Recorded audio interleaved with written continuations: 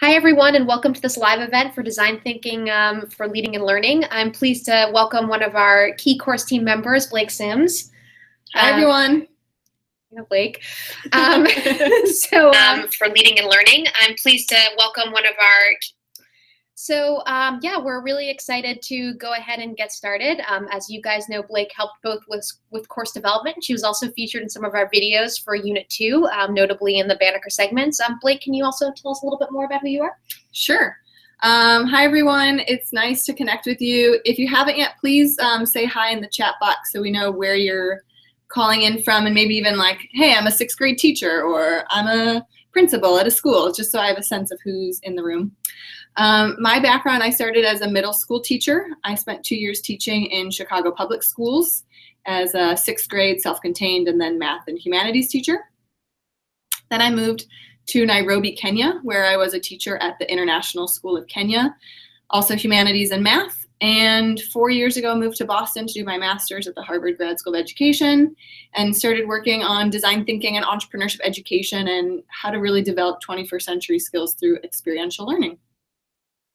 That's great. And did you want to talk a little bit about what you're working on now with the camps? Sure. So aside from the work I do with the Edgerton Center and helping coordinate this course, I also have my own business. It's called Epic Solutions, and we do 1-week summer camps for students here in Boston that introduce them to entrepreneurship, innovation, and design thinking.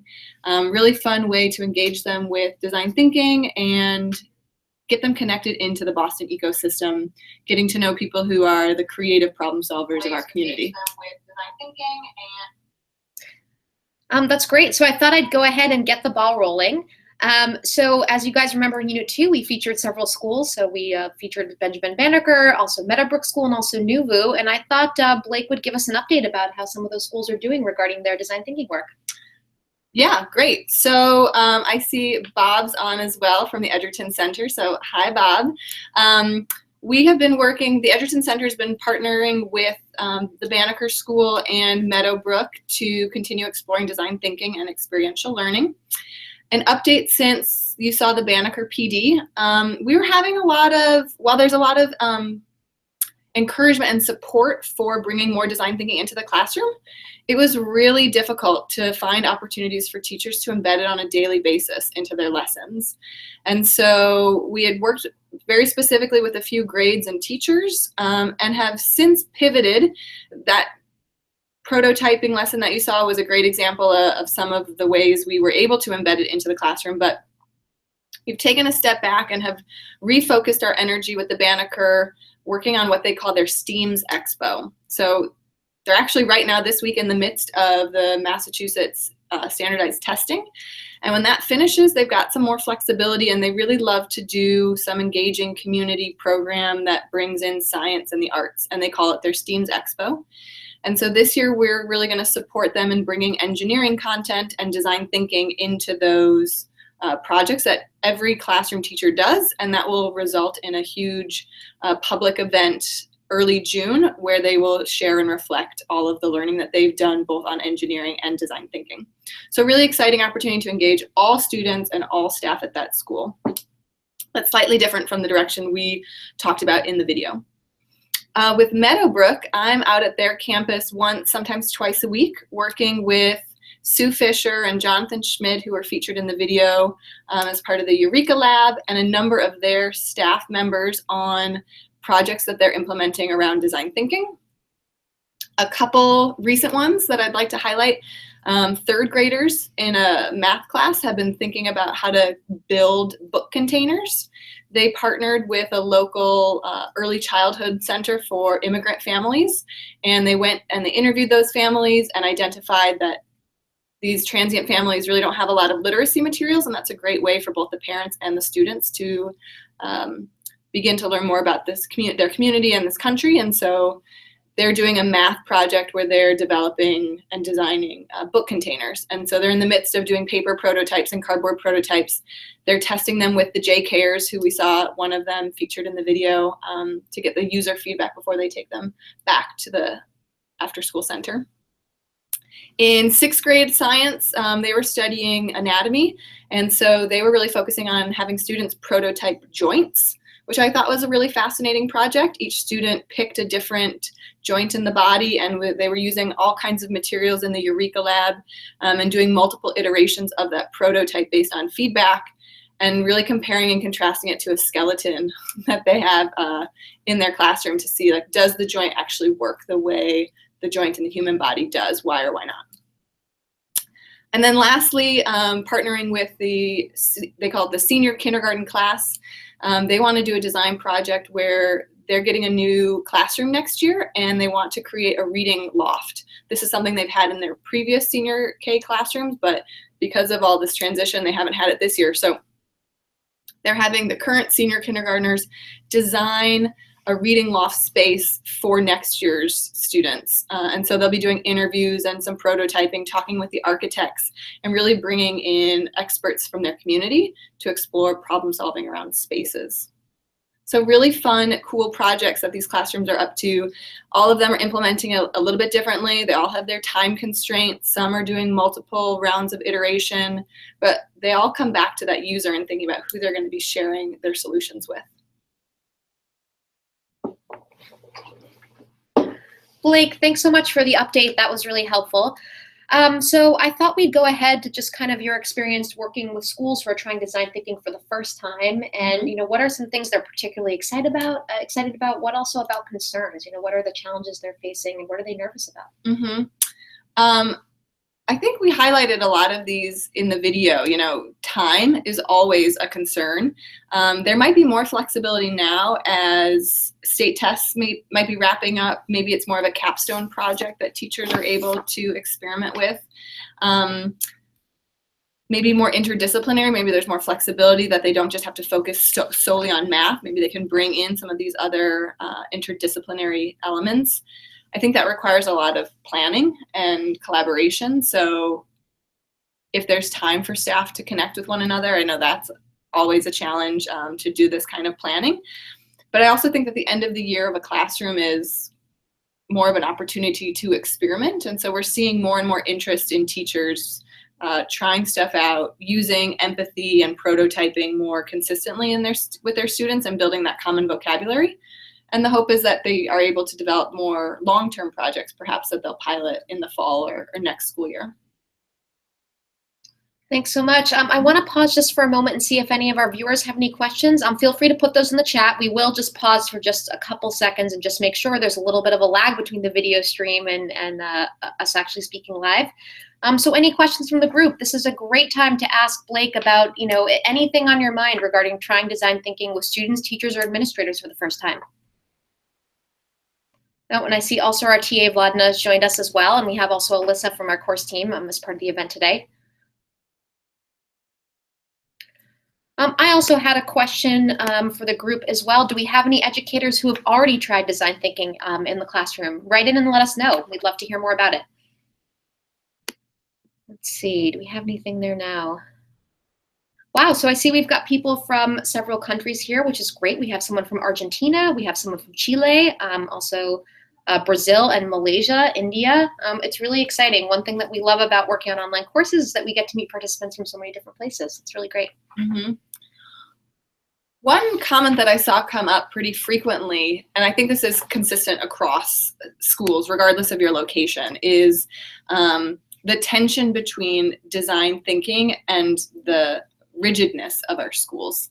And so design thinking is meant to be this optimistic belief that we can improve and make changes. And sometimes that can be really frustrating if we feel like we don't have the support of our leadership team or the schedule, or we're just kind of in a school that does the status quo because that's how we've always been doing it.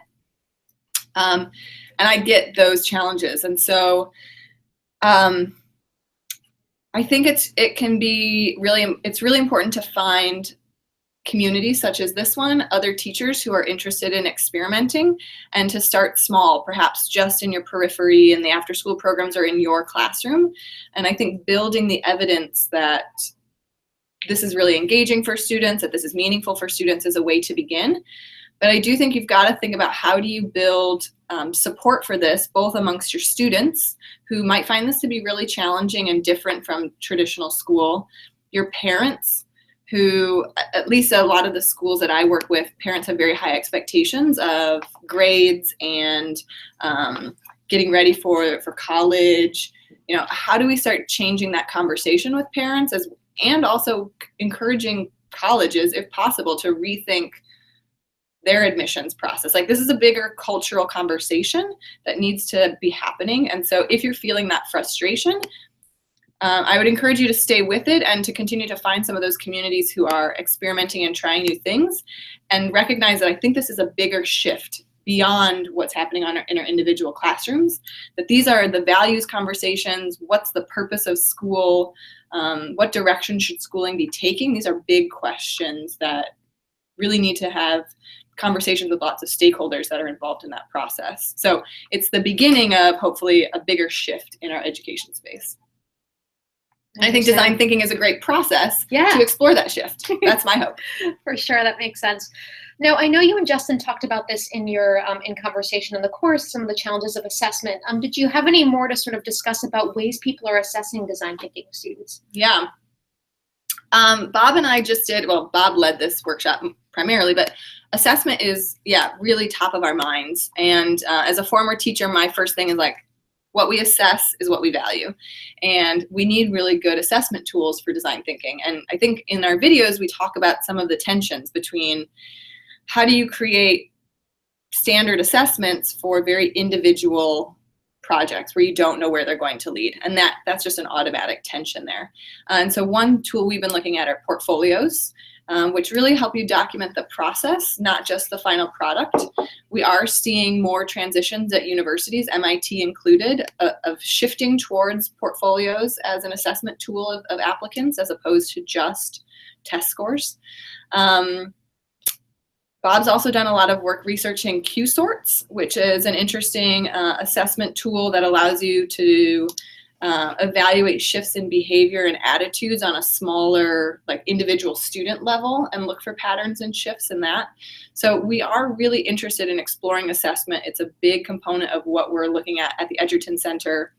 I know lots of teachers out there probably have rubrics and processes they use. So if you've got suggestions on assessments, please send them our way.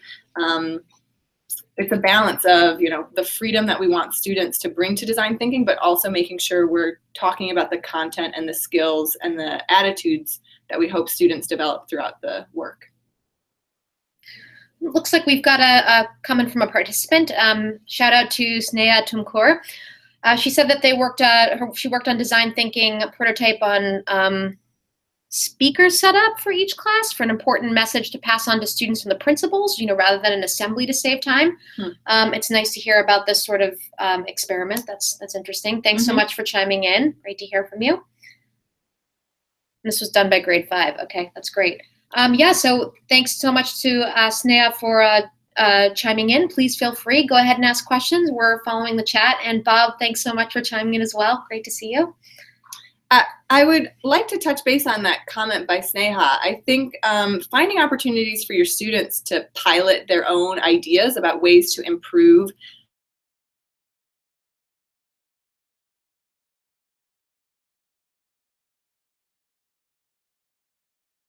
more effective ways for us to communicate and share information, and letting them experiment, come up with ideas, try some out and see how it worked, what did work, what didn't work, what went the way we expected. I think those are really important to do alongside with students. All right, we've got another question here. What's the minimum age to start on design thinking? Is it possible to work with preschoolers? My personal thought is that it's never too early to begin this process. And actually, I think preschoolers are ripe. They're already in this creative brainstorming space. It's helping them frame the problems. And as Alani mentioned in the Banneker interview, really thinking about empathy. And so part of the core feature of design thinking is the human-centered nature of it, and really understanding what someone else needs, what someone else wants.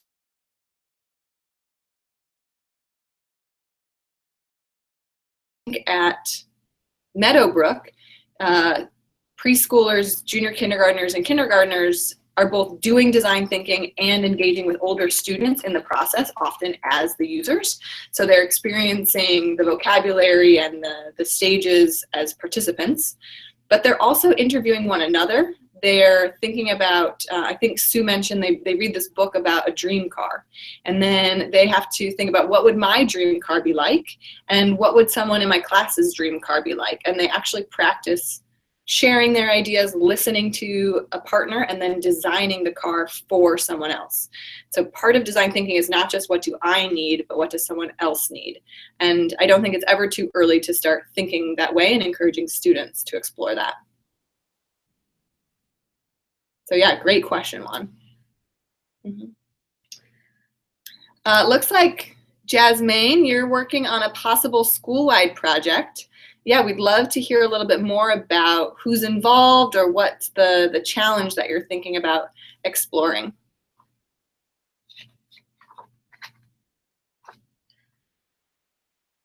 So Blake, going back to your experience as an educator, now I know this was a little bit earlier in your career, did you get a chance to try design thinking with your students at all?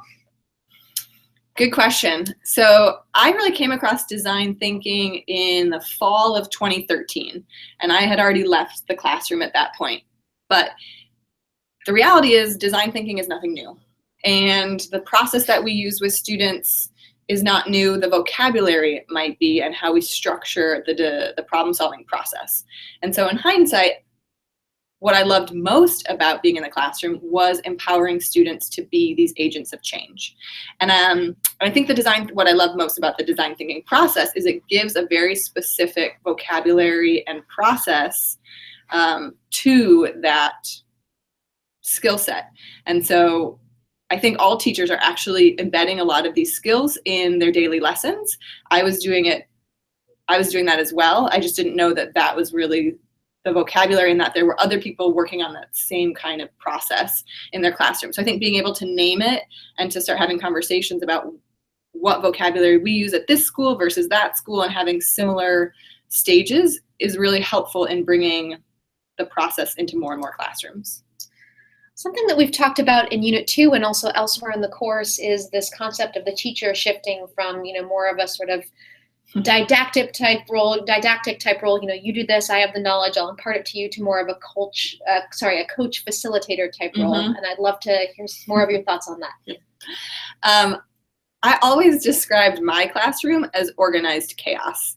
And so I am very comfortable with that kind of classroom dynamic of students working in groups, of me kind of setting up the problem and letting them run with it.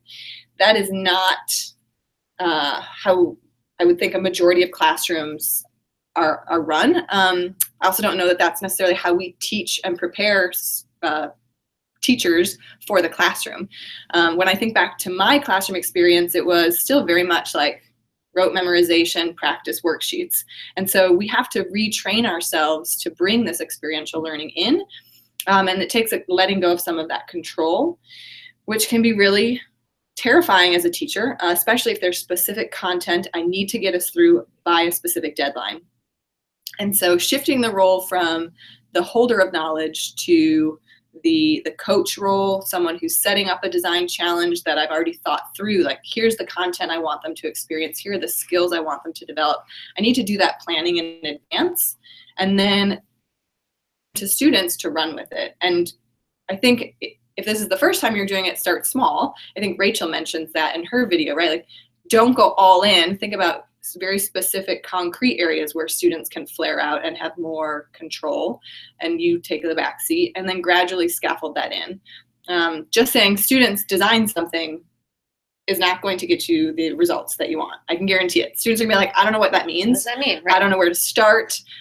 You've never let me do this before, so this is really different from what traditional school is like. So it's almost like you have to teach them how to think this way. I think our kindergartners are kind of more open to that strategy and that open-endedness, but by the time you get to middle and high school, they're thinking, they've been trained to find that right answer. And so saying, I don't know what it is empowering, but also a little overwhelming and scary. So it looks like we did hear from Jasmine, who's working on a project on creating a prototype to introduce global learning to students in a rural setting. So that sounds like an interesting project, Jasmine. Thank you so much for sharing that. We also had a question from Akshay Narade, who asked about a book that should be used to kind of maybe to learn sort of basic design thinking terminology. Blake, do you have a recommendation on that? Sure, I guess it would depend for me on whether it's a book for a teacher or a book for students. A book for students that I really love and I've used with middle school through actually graduate school students is a book by Blake Mycoskie, who's the founder of TOMS. Okay. It's called Start Something That Matters. Now, he doesn't actually use the design thinking process vocabulary in his book, but the way he explains developing his solution really matches and mirrors the discovery, the focus, like all of the stages. And I think once you have the vocabulary and understand the process, any book that's about real world problem solving, you can map the design thinking process onto it. For a teacher, there are a couple of books that I'd recommend. And again, not necessarily just about design thinking, but I think more about how do we build more opportunities for innovative and creative thinking in our classrooms. A couple of my favorites, Creative Confidence by Tom and David Kelley. They're the IDEO and D School founders. I think they really talk about the importance of creative confidence across organizations, across professions, not necessarily in a school context. Creating Innovators by Tony Wagner is another great book that I think wraps your head around like the bigger cultural shift and why our schools all need to be moving in this direction. And then the third recommendation is called Pure Genius. And the author's name is escaping me right now. I think it's Dan something. But he is a high school English teacher in Indiana. And he talks about been implementing design, not design thinking, innovation time. So he kind of took the Google idea of 20%, and he writes a very honest and reflective piece on ways to bring innovation time in a meaningful way into your classrooms. And I think that mirrors really well with the design thinking process. He also reflects on a lot of the challenges he's faced along the way, how to have these conversations with your school and your parents. And one final one that I've got to recommend that I love is Think to Invent, Invent to Think. Gosh. Anyways, it also has really great resources, a lot of research behind why this work is important. And I think for teachers who feel like they need evidence to convince their principals, their parents that this is really the direction you should go, is they provide like, hey, if this is the question they have, here are some of the answers and where you can go for more information. And so it's very helpful both in practical like activities you can do with students, as well as conversations you can have to start moving that mindset and cultural shift. So I see a lot of our participants and viewers here are writing to find out, what's the name of that book? I missed it. We're going to make a list and we'll make sure to make that available. So thanks for your patience on that. Those are some great book recommendations. Thanks so much, Blake. Yeah. That's great. I love to read. I think it's really important. I know we've got a really great reading resources list on the website. So if those titles I just mentioned aren't there, I'll make sure we supplement them. Yeah, we'll add some additional readings. So one thing, looks like we've got a viewer question. Great. Oh, this is a good one. Blake, you want to take on this one right now? Okay, so I work in a university in Brazil with different work groups. Some groups are resistant to the design thinking process, mainly to try without the project being perfect. Ugh.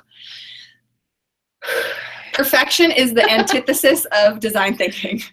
I have found high-achieving students and type A teachers, the ones that like to have the perfect lesson, the perfect poster, the perfect answer, design thinking is so frustrating for them because they just want to know what needs to be created to be done and to be.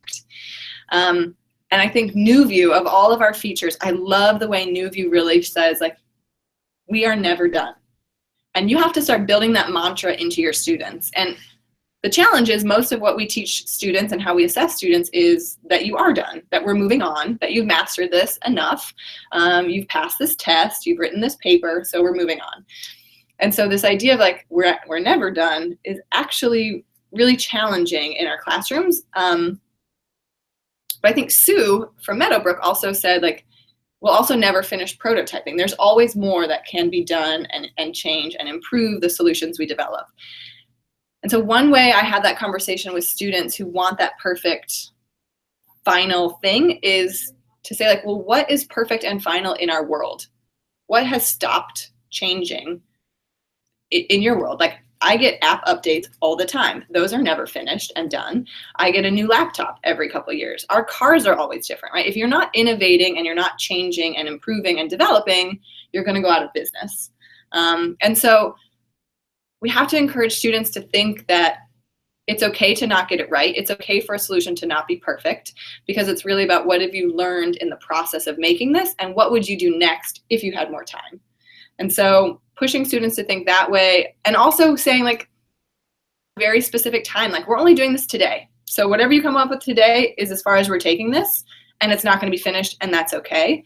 And practicing the idea of, like, we put ideas on Post-its because those are throwaways, right? Like, we're not committing ourselves to one final thing. Those are some of those strategies you can start practicing with students so that they get over this, like, anxiety over the perfection. But it's not easy, especially for our very high performing students who are really good at providing and giving teachers the perfect product. It's all about the process in design thinking.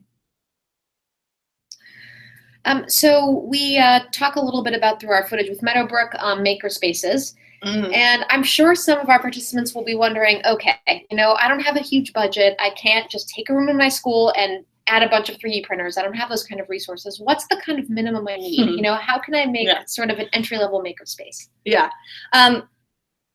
So as I mentioned, I run these camps, and I don't have 3D printers on wheels. And students walk in, they're like, oh, we're not 3D printing. I'm like, you know how much work goes into coming up with something that actually needs to be 3D printed? And so having conversations with students about, like, the reality of product development and how ideas develop over time is really important. We mention it in the video, like, it starts with a sketch. You have an idea, and then, like, how do you tell someone else about it? Can you sketch it out? That requires a marker. I think, who's the woman from the playtest group? Nadia, in Unit 1. She was like, just get a Sharpie and paper and not a pen or pencil. So you mean Yasmin. Yasmin, thank you. Right, no problem. Like, don't use a little tiny pen. Like, use a marker and make it big and make it bold. And then after the paper, and maybe, like, build with paper, I would use cardboard and tape and scissors. It's great. That's all I have. Sometimes, like, magazines, I have them bring in recycled materials from home. Like, anything that you have available that they can construct with is a great place to start. As their ideas develop more and more, and that's where New View starts, that's where Meadowbrook starts, they all start with this paper and this cardboard. And then, like, if you have time and you do multiple iterations in those simple forms, then you can start to build more high fidelity prototypes where maybe a laser cutter or a 3D printer is appropriate. But again, that's, like, way down the line in prototypes. I know kids want to get there, and that's really fun if you can. See what's available in your community. There are a lot of maker spaces and printing opportunities within your community, especially if you're working at a school. Reach out to some companies in your community and say, hey, we're working on this project. My students have come this far along. I'd really love to give them this opportunity. Can we work together in order to make it happen? And I think reaching out to experts in the field, talking about prototyping in the real world with experts that you have within your, you know, local environment is a really important way to leverage their resources, as well as get students to see how prototyping happens outside of school. Wow. Yeah, I like getting the kind of the real world experience. Yeah, that sounds great. You don't need a 3D printer. They're fun, but not necessary. Don't feel like I can't do this work until I have this space. If you think that way, it's not going to happen. I've also seen classrooms who have mobile carts, right? So one of the big conversations we have is, okay, you build this beautiful Eureka lab or maker space. Like, who owns that space? Is it a space that teachers have to come to? Is it a space where that person is coming into the classrooms? And so then you get into this whole ownership piece, and it's a scarce resource. So I think every classroom has the capability of basic low fidelity prototypes in their room, and maybe there is a specific location where they go for those more advanced stages when they're building more developed concepts. But every classroom, every hallway, every garden, every place is a makerspace.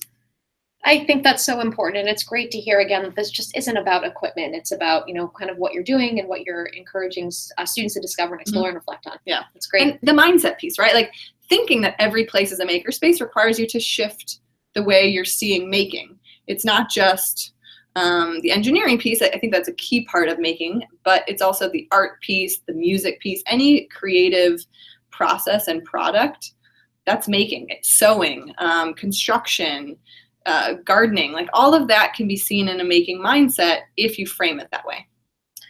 So we have a comment from Daniel in Nigeria who says he personally feels that design thinking is most effective first taught as a standalone concept, then applied to different fields. Blake, what do you think about this? Interesting, Daniel. I do think it's really important to introduce students to the entire process. And rather than lecture it at them and say, like, here are the stages, like, they should be diving in and doing a project. And I think you need to start small with that, because if you start with a big project, then it takes a really long time for them to see how all the parts connect. So there are a couple of resources we have on our page. There's some really great handouts and activities from like IDEO and the D School that are very like small nuggets of the process that get them all the way through. If you can do that in a couple of hours or a day, like I would recommend that. I think if you the longer you stretch a design thinking process or the project out, don't go long unless they've done it multiple times, right? If it's their first time experimenting with design thinking, like do it intense and as much as possible, like in 1 or 2 settings. Otherwise, you kind of lose the momentum and the energy and the excitement around it. So I definitely think you want to introduce the whole process and then think about when you talk about different fields, like maybe it's, well, how do scientists use the design thinking process? How do detectives use the design thinking process? How do musicians use this? So you could think about how the process applies to different fields.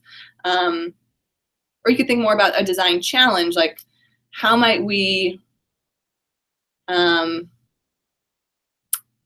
me on the spot here thinking about a how might we problem. How might we help protect our water sources in our local community?